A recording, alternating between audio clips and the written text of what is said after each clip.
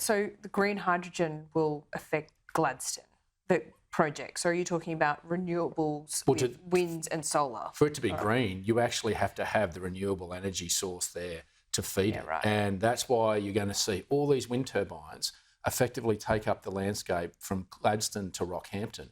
That is significant. I just say to people, just appreciate what you're asking us to bear, the burden of, not just in destroying native vegetation and natural habitat of koalas and wallabies, but also your prime agricultural land. You're taking away your food security. And I think there's a social licence issue here.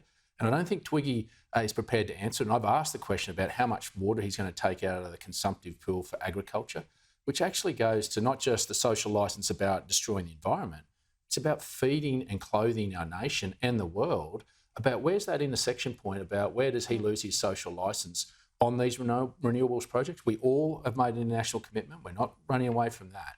But why don't we do it a uniquely Australian way with the resources we've got in a sensible and measured way in transitioning those coal assets as they sweat out into some nuclear with gas in firming, carbon capture storage in the right place, as well as investing in renewables in an environment it can't destroy, and particularly where the concentration of power is required, whereas the concentration of population, and that's in major cities. If we help households and businesses have energy independence with solar panels, rather than tearing up our environment, then aren't we using common sense in achieving an international goal and achieving it in a uniquely Australian way of using the sovereignty of all our resources? That's the common sense that Peter Dutton and I want to bring, and I think that's the stark difference. And the fact that they're having to subsidise again, $300 to households and $325 to businesses, is an admission of failure that this ideology of an all-renewables approach hasn't worked. But David, I put it to you that if they means tested this energy rebate,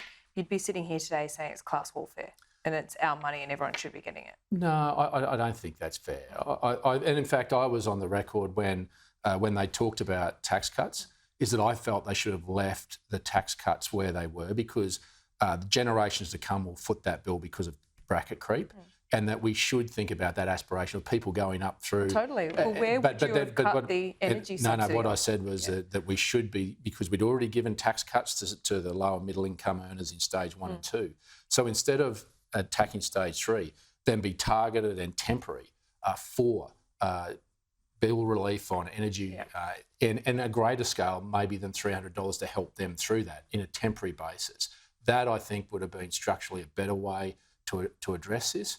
And it could have been targeted to those lower middle income earners, whether it be energy but how you need to do it in a different payment system. This is pretty simple, right? The energy companies just, if you pay quarterly, you get $75 off your bill. I mean, the simplification of this actually saves money in a way, doesn't it? Well, I appreciate, but if you actually have it at a greater scale and you've done it back before, then it actually does quantify and qualify the fact of actually putting in place a system whereby you can administer it in a cost-effective way. But those are the types of hypotheticals when you're in opposition you can only talk about.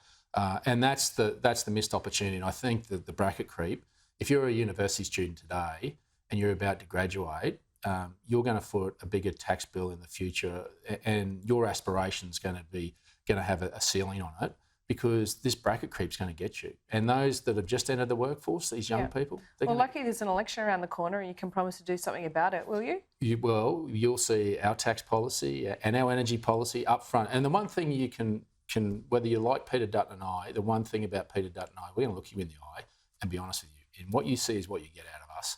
We're going to get back to basics and we'll tell you how it is.